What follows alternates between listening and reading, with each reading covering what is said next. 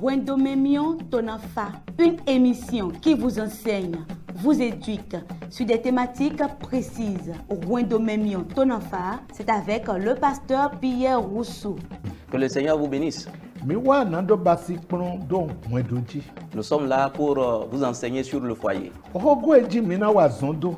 Le thème que nous voulons développer est intitulé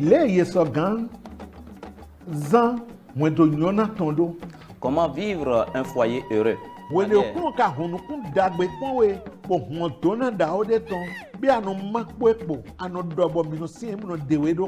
Est-ce que lorsque tu trouves le bonheur,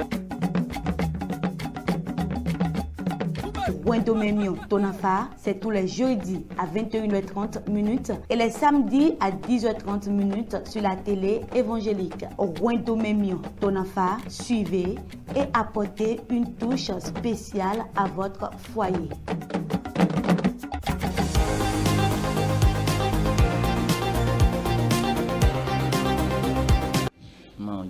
Mi na ve todo metole. Nous supplions nos auditeurs et nos téléspectateurs et téléspectatrices à se préparer pour que nous puissions prier et commencer notre émission. Prions. Père, nous te disons merci.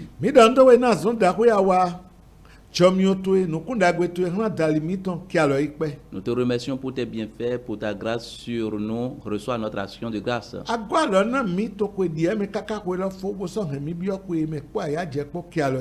Tu nous as soutenus dans l'année passée et jusqu'à son terme et nous avons commencé une nouvelle année. Reçois notre adoration. Nous sommes déjà là. Envoie ta parole. Que ta parole délivre. Ouvre nos cœurs. Et pour que nous puissions comprendre. Pour que la joie puisse remplir les foyers. Pour que la gloire soit pour ton nom. Et la honte soit la portion de l'ennemi. Au nom de Jésus, nous avons ainsi prié.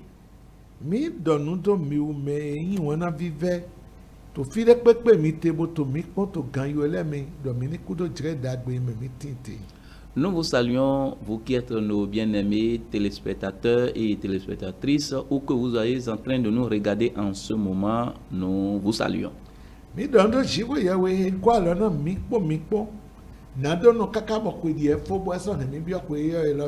Nous remercions également le Seigneur qui nous a soutenus durant l'année écoulée et jusqu'à ce que nous commencions une nouvelle année.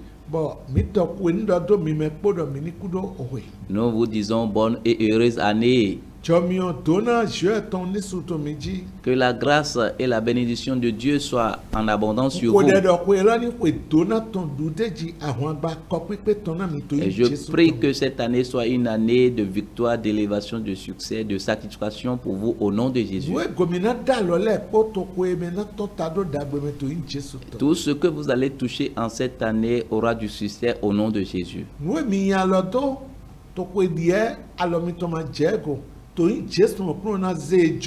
Tout ce que vous avez poursuivi l'année écoulée et vous n'avez pas pu atteindre cela, en cette année, le Seigneur vous l'accordera au nom de Jésus.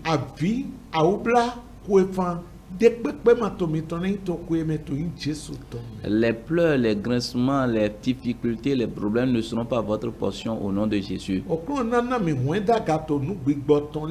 Le Seigneur vous donnera la croissance, la maturité dans les choses spirituelles. Et vous donnera la croissance dans la prière.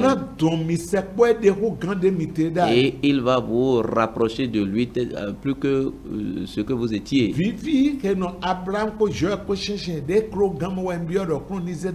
L'harmonie qui était entre Abraham et Dieu, je prie que le Seigneur donne cette harmonie entre vous et votre Dieu au nom de Jésus.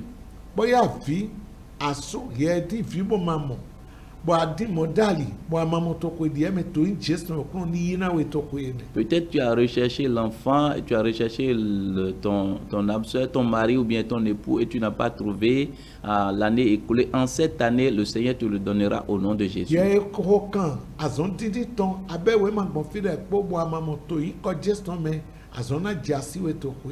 Toi qui as déposé tes dossiers par-ci par-là pour pouvoir rechercher le travail et tu n'as pas pu, en cette année, le Seigneur te donnera un travail au nom de Jésus. Et tes biens, tes bénédictions vont te localiser. Au nom de Jésus-Christ de Nazareth. Amen. C'est toujours le même thème que nous sommes en train d'étudier. Œuvrer pour la vraie unité dans le foyer. Et vous verrez que c'est ce thème que nous avions étudié.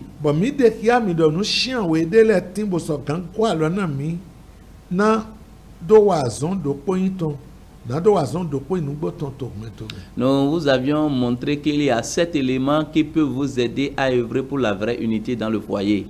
Nous allons vous rappeler ces 7 éléments avant de démarrer le 4e élément que nous allons commencer aujourd'hui. Le premier élément, c'est l'amour. Et nous avions déjà étudié, développé ce thème. Second élément, c'est la vraie compréhension mutuelle. Et troisième élément, la bonne entente. Et quatrième élément que nous allons commencer aujourd'hui, la vraie fidélité sans compromis. Et cinquième élément,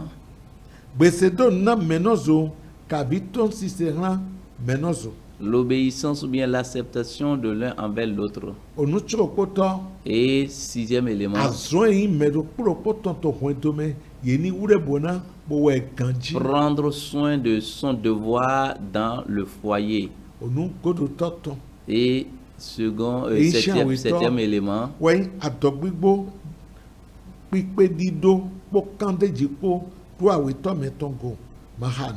la confiance et l'assurance à son partenaire, à ton partenaire sans hésitation.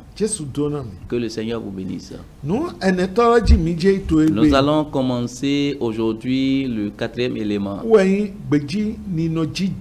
C'est la vraie fidélité sans compromis. Que le Seigneur vous soutienne. Dans ce thème, nous avons vu la fidélité mutuelle. On a vu que sans compromettre. Et on dit que cette fidélité doit être vraie. C'est toujours la même chose. Si la fidélité, il y a une vraie fidélité, il n'y aura pas de compromis. Lorsqu'il y a la compromission, ça c'est l'infidélité en un mot. Il n'y a pas une fidélité, on va dire que ça là, ce n'est pas une bonne fidélité. Alors, ça, en un mot, c'est l'infidélité, on va dire. Que le Seigneur vous soutienne. Si cela est ainsi, c'est la fidélité qui est le vrai mot. Comment est-ce qu'on a défini la fidélité? La fidélité, c'est de conformer à la véracité, à la vérité. Selon nous, il faut l'exécuter correctement. Troisième, agir selon la droiture. Une autre, il faut le faire du fond de son cœur. Une autre, il faut le faire dans la droiture, dans la droiture.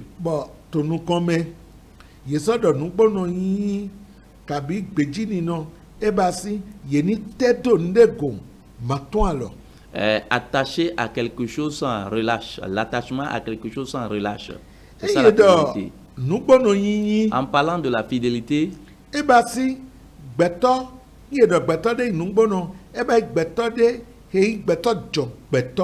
si on parle que quelqu'un est fidèle, c'est quelqu'un qui c'est une bonne personne.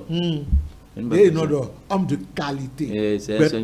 C'est quelqu'un de qualité qu'on peut mettre à part.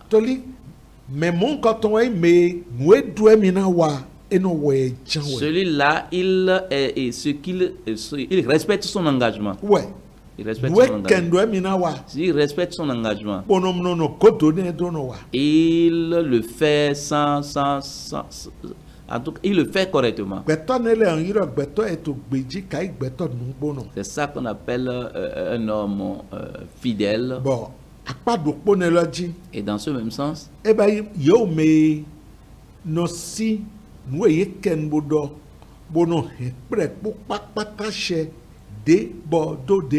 c'est quelqu'un, ce qu'il promet, il le réalise. Il respecte son engagement sans compromettre. Il le fait exactement. Et il ne trouve pas de raison pour ne pas accomplir son engagement. Dans le sens biblique,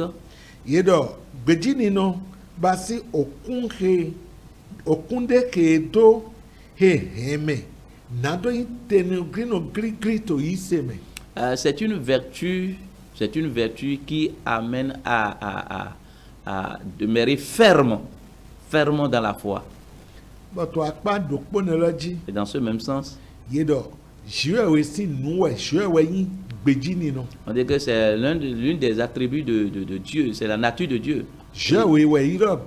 Et c'est Dieu qui est fidèle.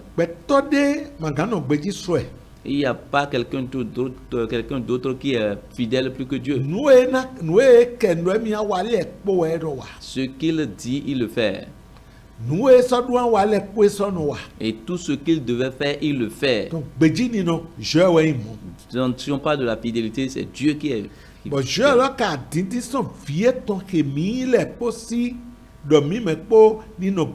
Et Dieu veut que tous ses enfants soient fidèles à lui.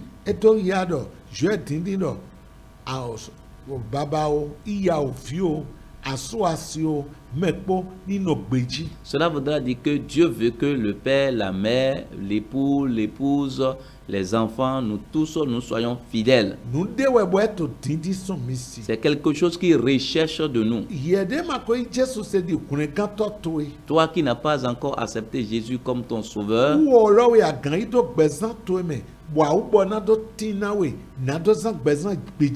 c'est lui que tu dois accepter pour qu'il y ait de la facilité, pour que tu puisses mener une vie de fidélité. Et toi qui as déjà accepté Jésus, laisse-toi au Saint-Esprit. Il te donnera la capacité pour que tu sois fidèle. Et toi qui n'as pas encore reçu le Seigneur, la force de quelqu'un ne peut pas l'amener à être fidèle. C'est la force de Dieu qui amène à être fidèle. Si tu peux lui confier ta vie, si tu peux prendre l'engagement de lui donner sa vie et de l'accepter dans ta vie, tu verras ce qu'il va te faire. Il va changer ton foyer. Et ta femme sera honorée devant toi.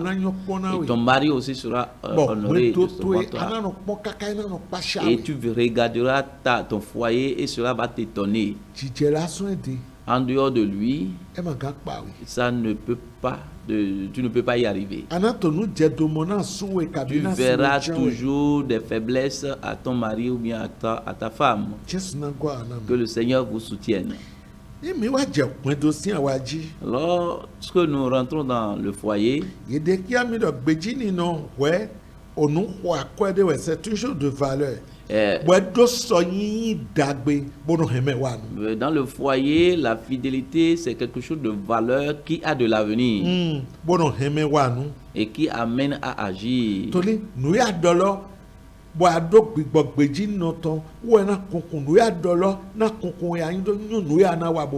Et parce que tu as déjà la nature de la fidélité, ce que tu as dit, cette fidélité va te pousser à agir selon tes paroles. Et dans le sens toujours du foyer, la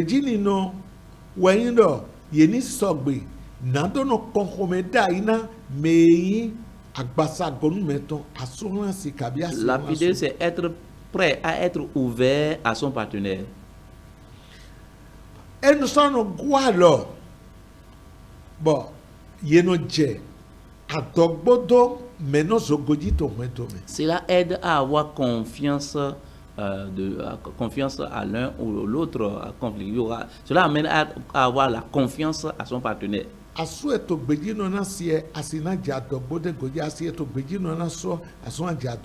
Le mari qui est fidèle à sa femme aura confiance en lui, et la femme qui est fidèle à son époux, l'époux aussi aura confiance en elle. Et cette confiance amène ce foyer à être solide, ferme. Et nous avons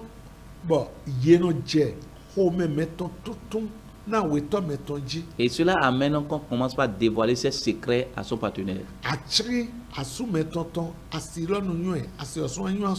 La femme connaît les secrets de son mari, et aussi le mari aussi connaît les secrets de sa femme.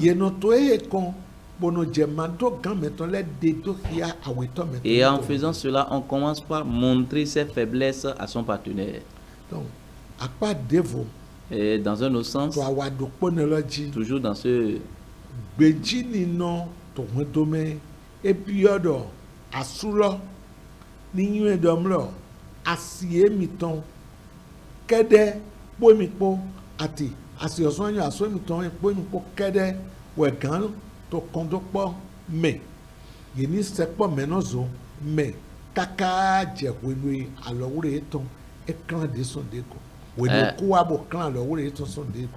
la fidélité dans le foyer, dans un autre sens, c'est que le mari doit savoir que il n'a que le sexe de le rapport sexuel doit se passer entre sa femme, et la femme aussi doit savoir que c'est entre son mari seul qui doit exister le rapport sexuel.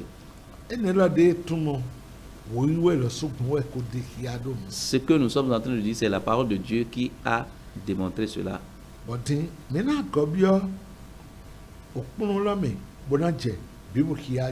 Nous allons commencer par examiner l'enseignement par rapport au verset biblique. Nous allons commencer là où nous sommes arrêtés maintenant.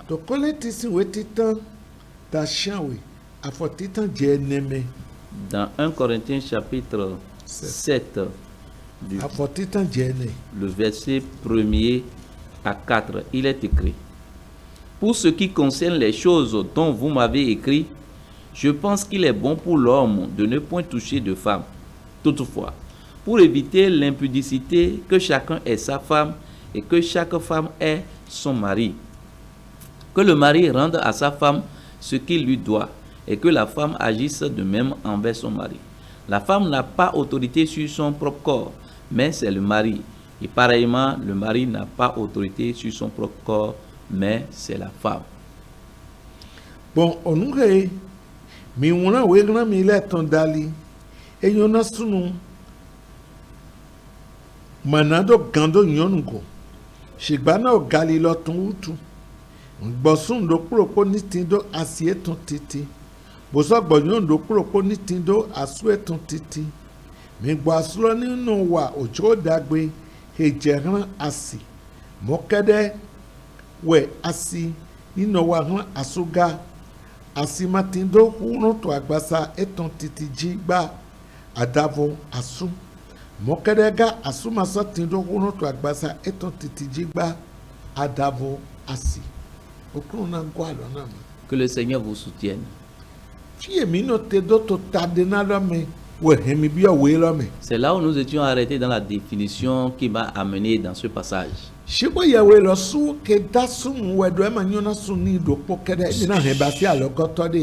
Dieu qui a créé l'homme, il a dit il n'est pas bon qu'il soit seul, qu'il lui ferait une aide semblable à lui.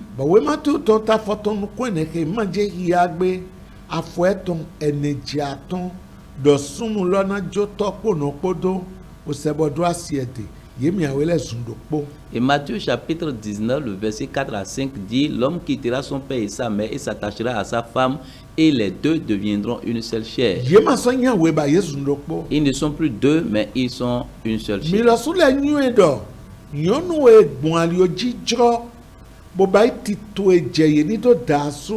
When e ja sulo kwe, yi ko ke na siye maso baba e tomba adavo sulo si baba yi. Vous savez que la femme qui a rempli toutes les conditions normales et jusqu'au mariage, lorsqu'il rentre sous le toit de son mari, on va commencer par la surnommer Madame telle, Madame telle. Donc elle ne va plus signer son nom de famille.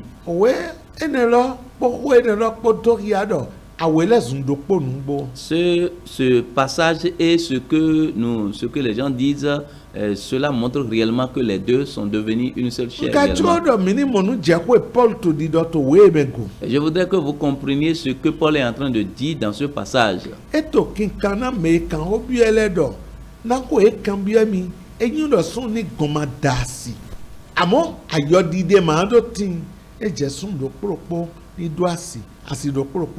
C'est une réponse à une question qui lui a été, une lettre qui lui a été envoyée, et il leur dit, bon, il est bon que l'homme reste sans se marier, mais à cause de l'impudicité, que la femme est son mari et que l'homme aussi est sa femme.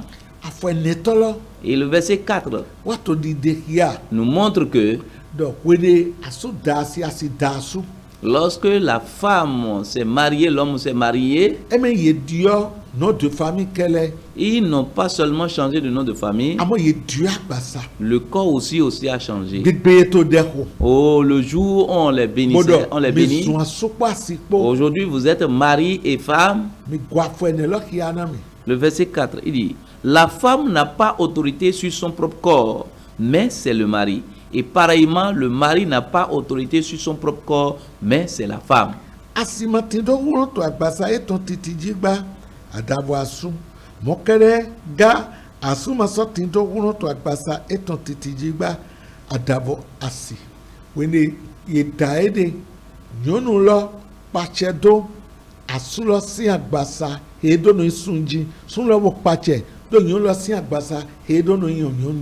Le jour où on les a unis, la femme a l'autorité sur le corps, hein, c'est-à-dire ce qui fait que l'homme, il est l'homme.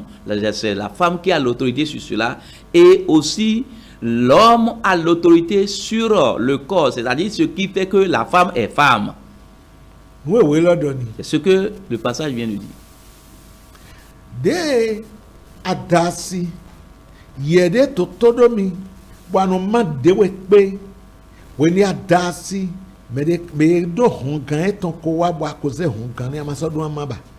Toi qui s'est déjà marié et tu te distribues partout, non.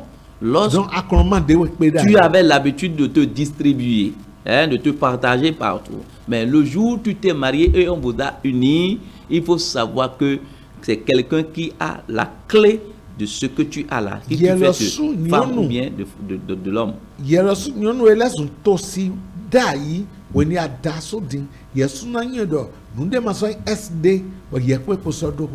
Toi qui es une femme de tout le monde, tu étais une femme de tout le monde, de tous les hommes.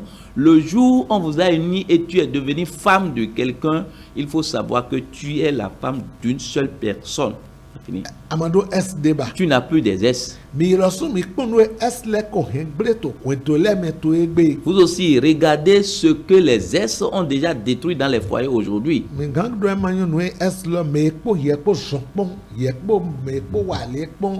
Tu peux me demander qu'est-ce qu'on appelle S. Non, celui-là avec qui tu étais, tu avais déjà une relation avec lui une fois avant de te marier.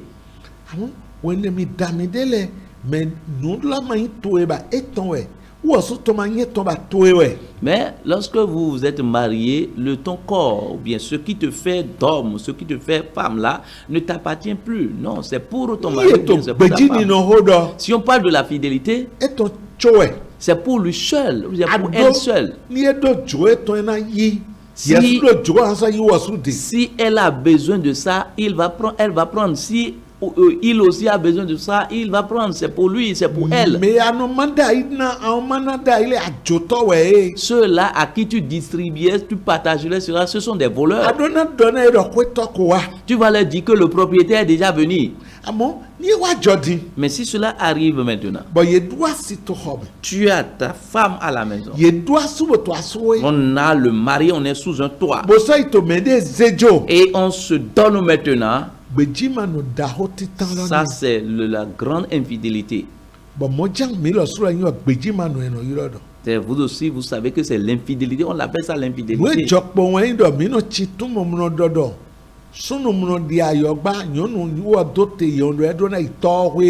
Et ce que nous disons, nous avons, c'est la malcompréhension et le mauvais comportement que nous disons, et ce n'est pas là. L'homme ne fait pas de l'adultère, ne commet pas de l'adultère, c'est la femme. Non, c'est grave. C'est la parole de Dieu, c'est l'écriture ici. Ne te distribue plus, même si ton mari ne te voit pas, même si ta femme ne te voit pas. Celui-là qui a institué ce commandement, il te voit, il te regarde. Cela amène que l'harmonie qui devrait régner dans le foyer disparaît. Laisse-moi te dire, n'importe quel foyer, qu'on se distribue, on distribue, on partage.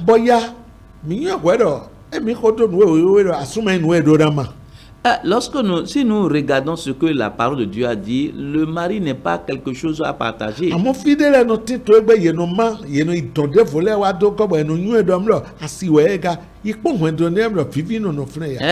reconnaît que celui-là, il a une femme, mais on amène encore une autre femme. Va voir ces foyers où il y a 2 ou 3 femmes là.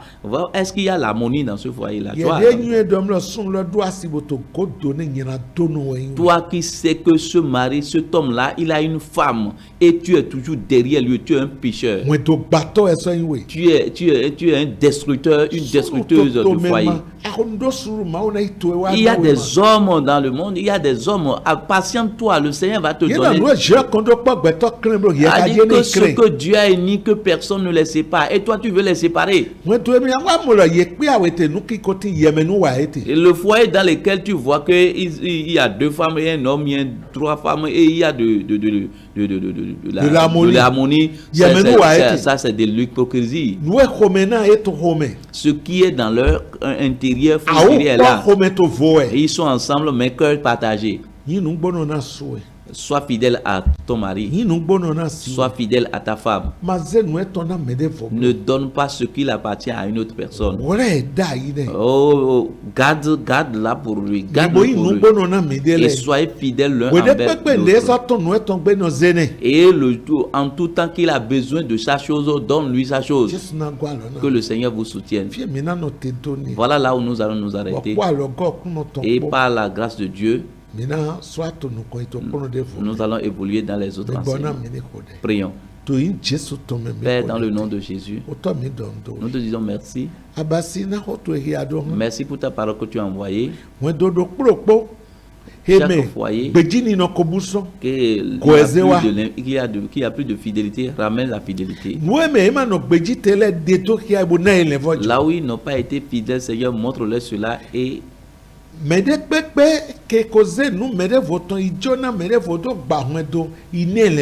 celui-là qui a déjà donné ce qui appartient à l'autre pour pouvoir détruire le foyer, son foyer, Seigneur, donne-lui la repentance.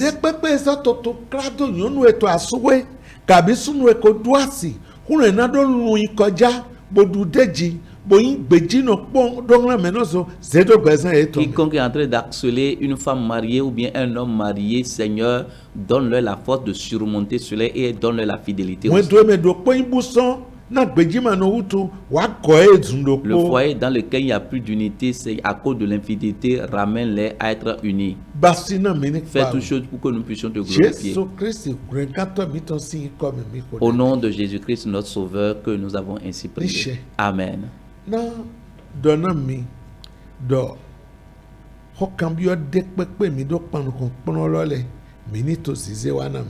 vais vous demander n'importe quelle question que vous avez à l'endroit de l'enseignement. Commencez par envoyer.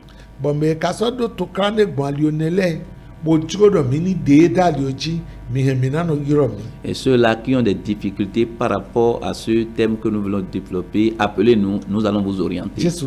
Que le Seigneur vous bénisse et il vous élèvera. À la prochaine.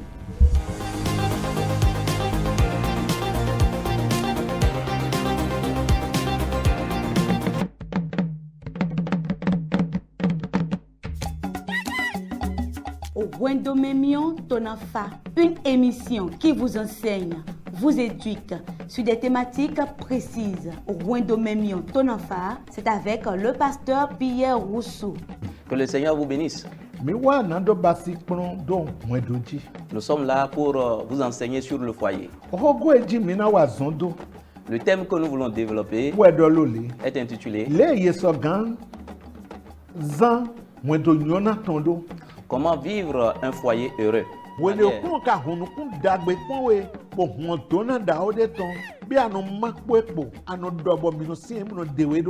Est-ce que lorsque tu trouves le bonheur, Wendomemion Tonafa, c'est tous les jeudis à 21h30 minutes et les samedis à 10h30 minutes sur la télé évangélique. Wendomemion Tonafa, suivez et apportez une touche spéciale à votre foyer.